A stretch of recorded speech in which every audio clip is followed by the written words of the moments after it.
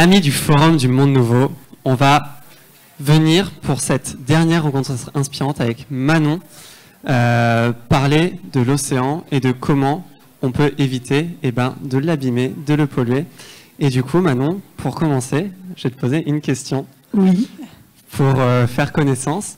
Manon, est-ce que tu saurais me dire quel est le plus bel endroit où tu as été en France? C'est très facile.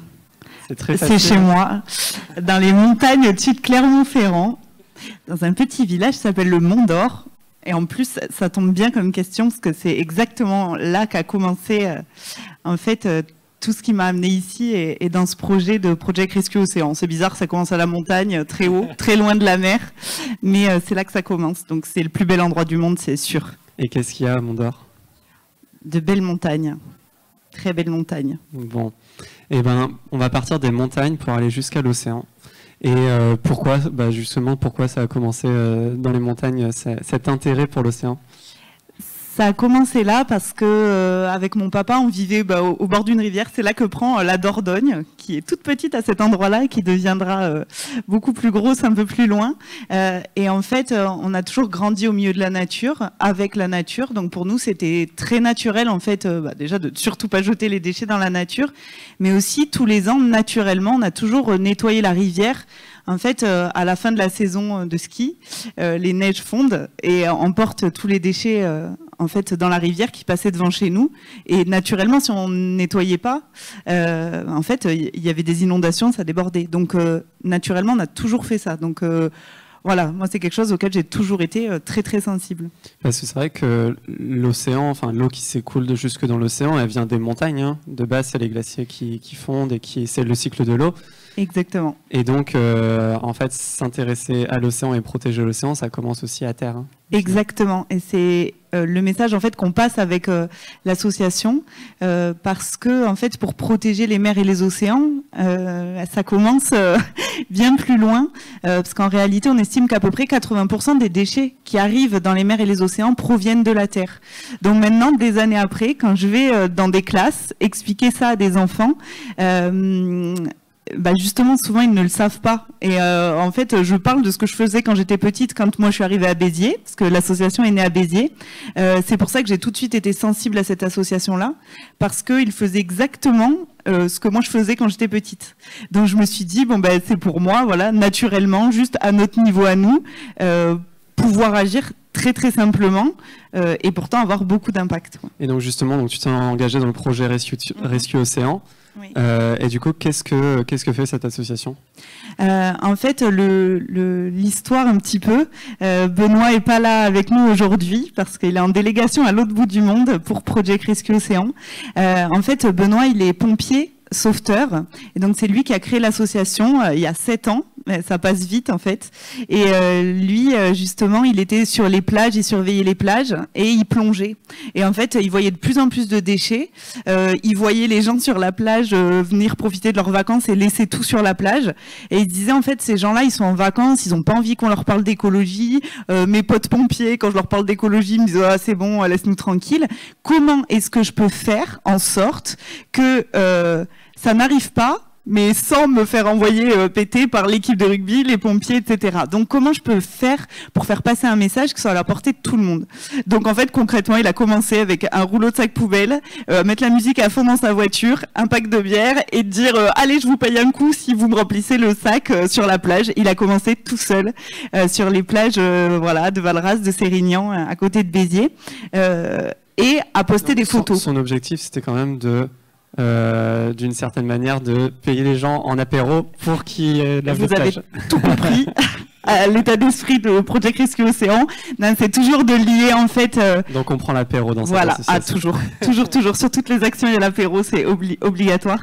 En fait, c'est vraiment joindre l'utile à l'agréable, dire à chaque personne, en fait, même en passant un bon moment, vous pouvez agir et le but n'étant pas de donner des leçons, de faire de longs discours, mais de montrer l'exemple. Vraiment, d'être sur la plage, de montrer qu'en 5 minutes, on peut remplir un sac, rendre la plage plus propre, avec nos petits moyens, et sans être moralisateur, et sans donner de leçons à personne, surtout. Et toi, tu fais quoi aujourd'hui dans l'association ? Moi, en fait, je sensibilise des enfants dans les classes, parce qu'on s'est dit être sur les plages, communiquer là-dessus, c'est super, mais tout passera par la jeunesse, on le sait.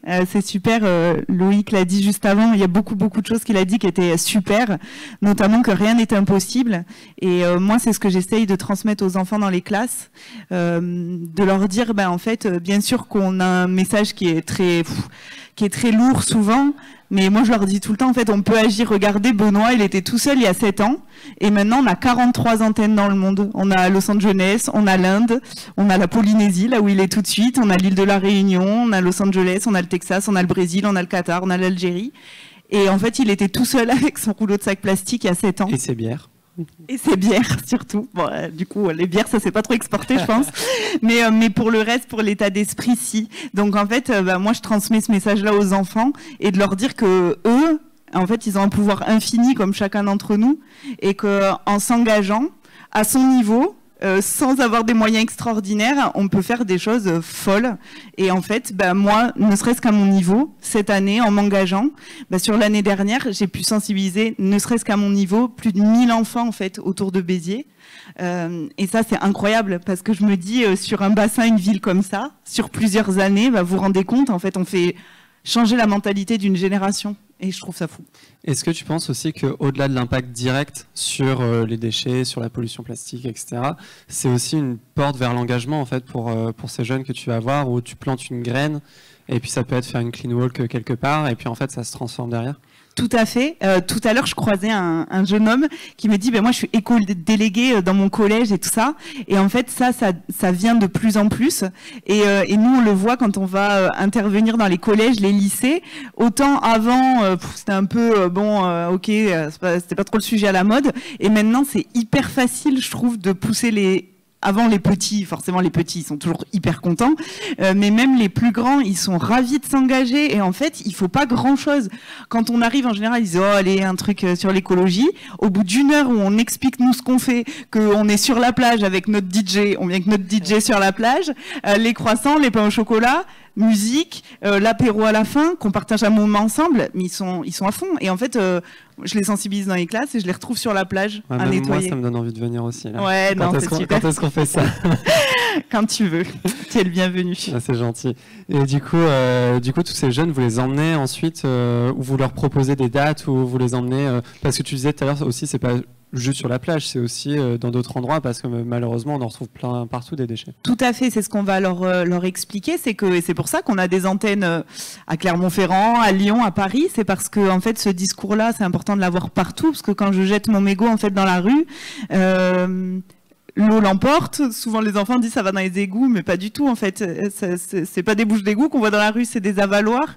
L'avaloir, c'est de l'eau pluviale, en fait. Donc, ça va directement dans la rivière. Et la rivière, ça arrive où? Les mers et les océans. Ils font ça en CE2. Maintenant, je le sais. C'est le programme du cycle de l'eau. Donc, voilà. L'âge où ils apprennent ça. Et du coup, voilà, on est concerné absolument partout. Et donc, je leur parle de ça en classe. Et après, on leur donne les dates. Et c'est là où ça devient magique. C'est parce que la dernière dépollution qu'on a fait pour le World Cleanup Day il y a 15 jours, j'ai une école entière qui est venue. Et en fait, les parents m'ont dit waouh, on n'avait pas le choix, quoi. On était obligés d'être là. Et les petits, ils étaient à fond, ils étaient hyper heureux. Et du coup, ils ont vraiment embarqué aussi tous les adultes qui étaient là avec eux. Et ça donne un état d'esprit qui est fantastique, quoi. Oui, parce qu'on sait que c'est quelque chose qui arrive souvent aussi, c'est que quand les enfants sont sensibilisés et s'intéressent à un sujet, en général, les parents ils sont un peu obligés de suivre. C'est quand il y a des obsessions comme ça et qu'on arrive à justement planter des petites graines, en fait, ça rayonne aussi dans tout le cercle familial, chez les amis, etc. Exactement. Et surtout, on passe un bon moment. Tous ensemble. C'est ça, ils s'éclatent et en fait c'est toujours de ne pas être moralisateur, de surtout pas leur mettre de pression, parce que ça c'est important aussi quand on parle à des enfants. Si chez eux ça se passe pas du tout comme ça, je sais pas, il y a pas le tri ou les parents sont pas sensibles à ça, ça peut être très compliqué pour des enfants aussi. Donc nous c'était très très important de leur délivrer un message qui ne soit à aucun moment un poids pour eux, juste de dire voilà, tu vas pouvoir le faire en t'amusant, etc. Moi, plus beaux moments de l'année dernière, c'est qu'on a des partenaires qui nous ont permis de financer en fait ce qu'on a appelé des kits éco-citoyens. Je vous en ai amené un pour vous montrer. Et en fait, j'ai pu retourner dans les classes, voir les 1000 élèves que j'avais sensibilisés dans l'année, pour remettre à chaque élève en fait un kit où à l'intérieur, ils vont avoir un sac de collecte, des gants. Tu peux ouvrir, voilà. On va regarder ça. Nous, notre marque de fabrique, c'est notre sac en toile de jute où on met les déchets dedans, une petite paire de gants, un livret éco-citoyen qui va leur délivrer un peu un message, en fait, des petits exercices et tout ça pour parler des déchets. Ils ont bien sûr le diplôme sauveteur des océans, ça ils adorent parce qu'ils se sont investis d'une mission, on leur dit vraiment vous êtes des ambassadeurs, maintenant comme moi, comme Benoît, vous allez pouvoir faire passer le message parce que en fait des fois voilà, on n'a pas les moyens etc, par contre tout le monde quasiment peut parler et transmettre des messages et ça je leur dis c'est plus puissant en fait que n'importe quoi et c'est super parce que tu l'as beaucoup dit avant que rien n'est impossible et que chaque personne peut vraiment agir. Donc voilà, on leur remet ça. J'aime bien ce qui se passe dans cette salle, on se renvoie la balle, on s'inspire les uns les autres et c'était exactement l'objectif du format. Mais Manon, toi, c'est quoi le... De base, tu t'es engagée parce que ça te rappelait ce que tu faisais quand tu étais petite, qui était naturel pour toi et du coup tu as dit, en fait, ça devrait être naturel pour tout le monde de s'engager comme ça.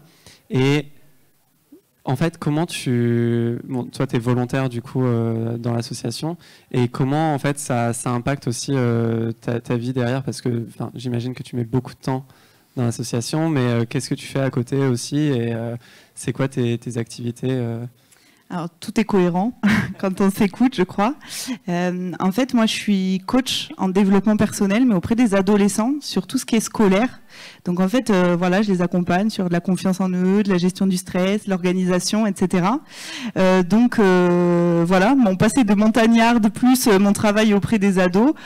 Naturellement, quand j'entends parler pendant le confinement de Project Rescue Océan, moi je venais d'arriver sur Béziers et je vois Benoît sur les réseaux sociaux qui dit, alors que moi j'avais pas du tout les réseaux sociaux, du coup j'ai eu par rapport à mon travail justement pour communiquer avec mes élèves, etc.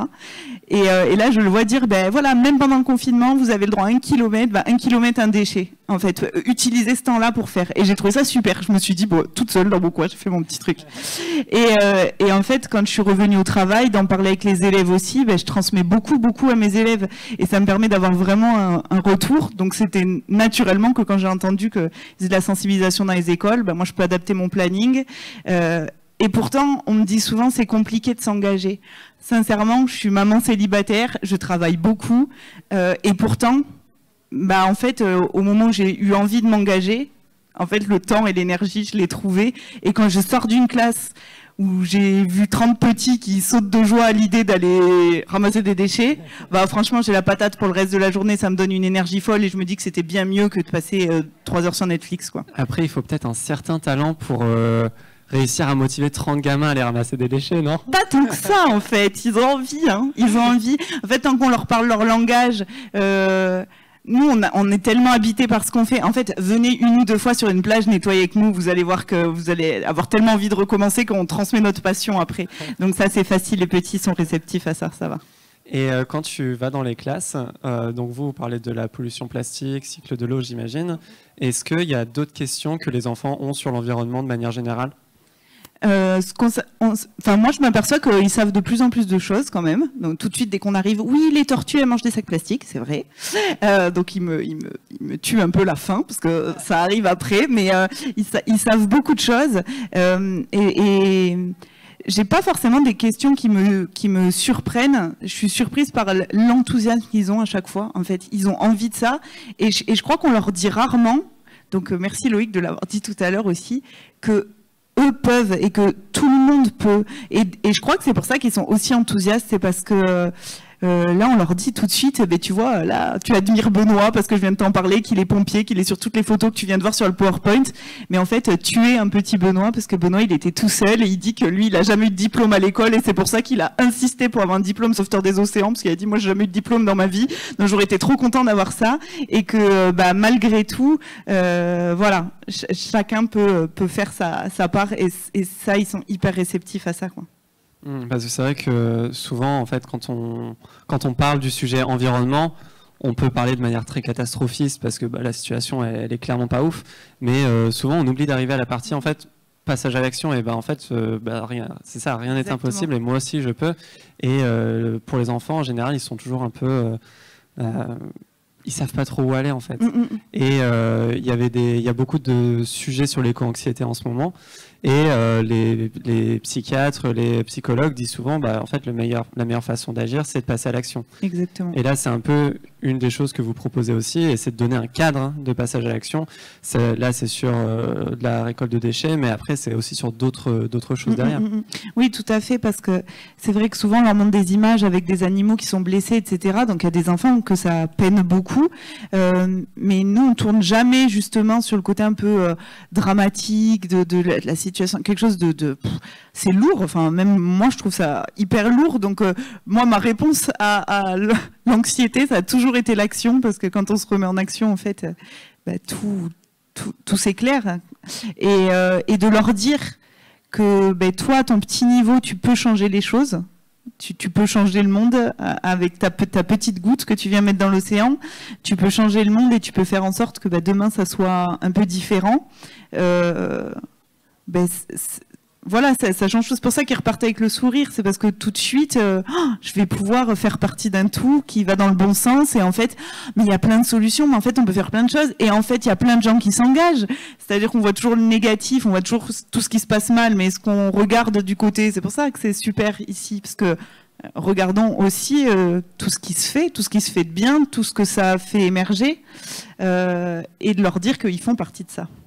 Et tu disais que tu étais maman, tu vas faire des clean walk avec tes enfants? Ah ça c'est clair. Mon petit garçon de 5 ans, d'ailleurs plus personne ne veut l'emmener à la plage parce qu'il fait nettoyer la plage à tous les gens qui l'emmènent à la plage. Donc plus personne ne veut l'emmener. Ma mère elle me dit mais ras-le-bol parce que je repars avec des sacs à chaque fois. Donc voilà, plus personne ne veut emmener mon fils à la plage. Super, tu lui as transformé le cerveau là, c'est voilà. Bon. Mais juste en lui montrant en plus, c'est toujours comme ça. Je lui en parle peu, mais il devance mes questions. Et pourquoi tu fais ça? Donc à chaque fois qu'il voit quelqu'un jeter un papier, il me dit mais tu sais que tu vas tuer une tortue? Alors bon, tout le monde croit que je le lobotomise, mais pas du tout. En fait, il se rend compte lui-même, et de lui-même il agit, il en parle. Donc je me dis c'est gagné, hein, ils comprennent tout. Merci beaucoup Manon. Est-ce que on va on va se lancer sur les questions, s'il y en a qui ont des questions sur la manière d'agir, ou si faut mettre tel ou tel papier dans la poubelle jaune ou pas? Non, je rigole, c'est certainement pas ça que vous faites. Mais n'hésitez pas à lever la main, ou même les prochaines dates, je sais pas, le rythme auquel vous... Oui, soit vous distribuez des diplômes, si vous voulez des diplômes, faut faire une clean walk. Donc, c'est ça, on devrait faire ça. Non, de pas hésiter, si vous connaissez des enseignants, etc., qui ont envie de nous recevoir dans les classes, ne pas hésiter à aller sur le site pour faire des demandes. Et après, sur les réseaux, on met toutes les dates.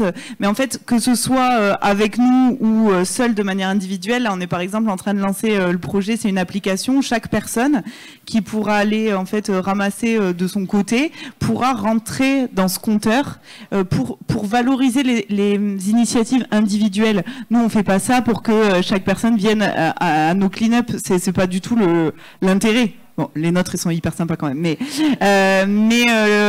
voilà, le but, c'est de montrer l'exemple, de pousser à ce que chacun s'engage. Donc, engagez-vous à votre manière et juste, faire passer le message encore et toujours. Juste, levez la main, les personnes qui ont déjà fait une clean walk.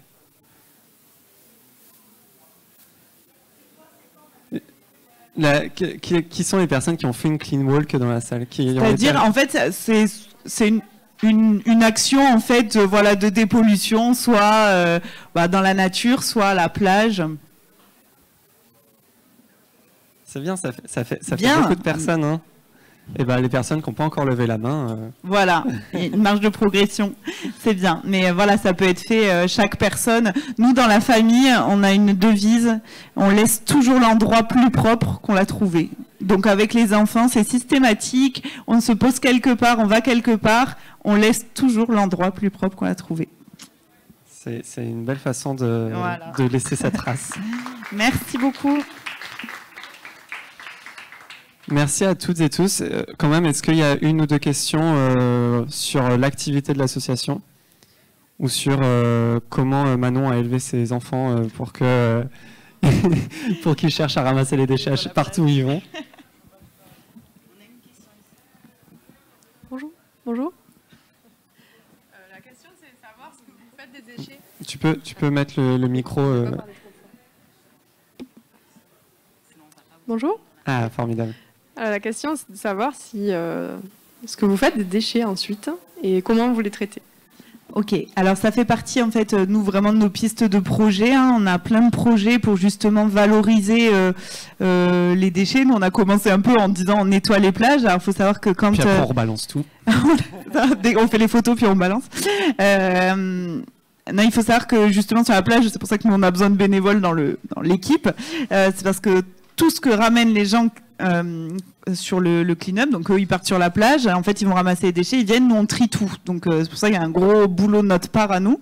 On va tout trier, on va emmener au recyclage qui se recycle, et on a beaucoup, mais c'est un gros travail qu'on mène de trouver des partenaires en fait pour le recyclage, notamment des plastiques, parce qu'en fait le plastique de plage, bah, c'est sale, donc visiblement il paraît que ça coûte plus d'argent de le nettoyer que de le recycler.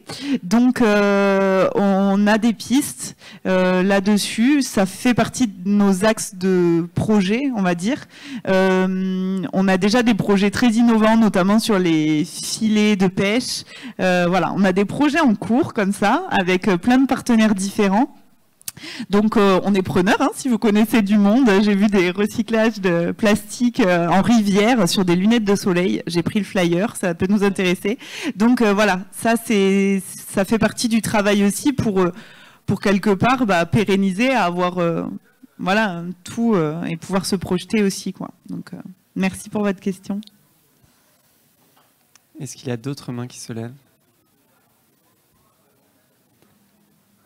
Encore une fois, un très beau mouvement de levée de main à la verticale, comme ça. Merci beaucoup. Bonjour. Bonjour. Est-ce que vous intervenez sur les écoles de Montpellier? Oui. Super. Tout à fait. Je vous invite d'ailleurs à aller juste... On a le stand avec l'atelier dans la salle juste à côté. Et vous y retrouverez la responsable de la sensibilisation sur Montpellier qui intervient dans les écoles. Donc si vous êtes intéressé, vous pouvez lui demander directement. Ouais, on intervient dans toutes les écoles, ce qui est une des choses que j'ai pas dites, c'est que on a voulu notre sensibilisation universelle. Donc en fait, la sensibilisation que je fais à Béziers, on fait la même à Los Angeles, on fait la même en Inde, on fait la même en fait dans toutes les antennes qu'on a dans le monde. Beaucoup sur l'île de la Réunion, par exemple, avec des particularités, bien sûr. Hein, quand on s'est rendu en Côte d'Ivoire, évidemment que les problématiques sont pas les mêmes qu'ici, donc on va adapter un peu le discours. Mais on a voulu un message vraiment universel. Donc, que ce soit n'importe où et surtout à Montpellier, vous trouverez quelqu'un sans problème. Merci infiniment. C'est avec émotion que je vais clore ce format des rencontres inspirantes. Merci beaucoup Manon. Merci beaucoup d'avoir été cette dernière rencontre très inspirante. Moi, j'ai passé un super moment sur ces 2 journées et j'espère que vous aussi. Et j'imagine qu'on se retrouve l'année prochaine pour la prochaine édition du Forum du Monde Nouveau. Merci beaucoup.